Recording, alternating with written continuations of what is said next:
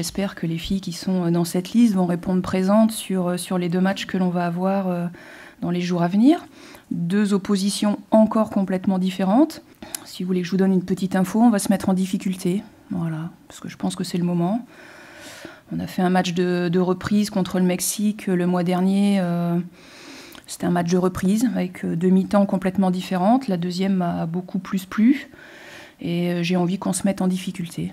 Voilà, donc il va y avoir des essais. Donc l'idée, effectivement, c'est de voir sur ce rassemblement un maximum de filles. Maintenant, s'il faut qu'une joueuse fasse les 2 matchs entiers, je m'en priverai pas. Il faut avoir un plan B, donc c'est ce que j'essaye de faire avec l'appel de nouvelles joueuses. Cascarino est blessé, et puis pour les autres, j'ai voulu les piquer un petit peu. Voilà, ce qu'elles font, c'est bien, mais si vous me connaissez, j'en demande toujours un petit peu plus. Donc voilà, j'aimerais qu'elles fassent plus, que ce soit avec nous, que ce soit avec leur club respectif. Et puis c'était le moment de changer un petit peu, de mettre un petit peu de concurrence, parce que ça fait un petit moment qu'on n'en avait pas mis. Pour la numéro 1, oui, c'est Sarah Boidi. Voilà, ça s'est fait depuis le stage dernier, elle le sait. Voilà, donc elle devrait jouer la quasi-totalité des matchs cette saison, puisqu'elle aura besoin de prendre des repères et puis de se jauger sur le niveau international, puisqu'on a quand même un peu fait tourner la saison passée. Ce sera elle qui fera la Coupe du Monde, donc voilà. Alors elle n'a pas de douleur, mais voilà, son club fait attention, surtout qu'elles sont elles sont engagées en Ligue des Champions, avec le match retour cette semaine.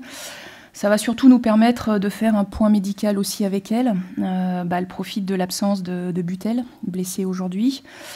Donc voilà, ça va nous permettre de faire un point médical avec nous, mais de toute façon, elle est apte, hein, donc elle fera toutes les séances aussi avec nous. Puis je pense que c'est un beau clin d'œil par rapport à sa blessure du mois de mars. Donc voilà, Isatou a fait beaucoup d'efforts pour revenir au niveau. Entre Amel et moi-même, c'est très clair, elle le sait depuis septembre l'année dernière. Avec moi, elle jouera défenseur latéral. Si vous avez remarqué les matchs, quand même, elle joue assez haut sur le terrain quand même.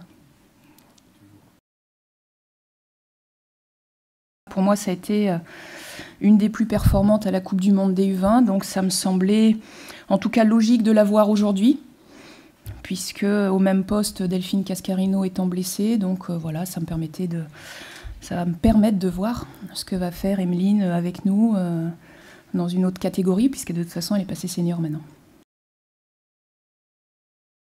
Et Antoinette a besoin de se reconstruire, donc ce qu'elle fait avec le PSG aujourd'hui, c'est bien. Très sincèrement, elle a retrouvé le chemin défilé, c'est tout ce qu'on pouvait lui souhaiter. Mais comme je vous l'ai dit tout à l'heure, aujourd'hui avec Olivier Chouafny, le coach du Paris Saint-Germain, on a décidé encore de la laisser à disposition du club. Plus on va arriver proche de la compétition et plus il y aura de monde. Voilà.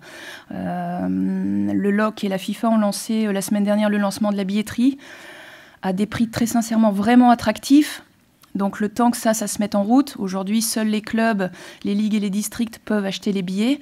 Mais je pense qu'à partir du moment où le tout venant pourra acheter ses places, très sincèrement, je pense que les stades seront vraiment pleins. Avec ces prix-là, c'est pas possible autrement. Avec Geoffroy Guichard, c'est un très très bon souvenir, mais plus pour l'équipe de France que pour moi, puisque c'était notre première qualification à la Coupe du Monde en 2003. Donc pour la Fédération française de football, c'était un moment historique. Après, le fait que j'étais présente sur le terrain, c'est anecdotique. Mais c'est vrai que pour cette génération-là, c'était un beau souvenir en tout cas. C'est pour ça qu'à Geoffroy Guichard, à cette époque-là, il y avait déjà 20 ou 25 000 spectateurs, il y a 16 ans en arrière, donc je doute qu'on fasse moins aujourd'hui.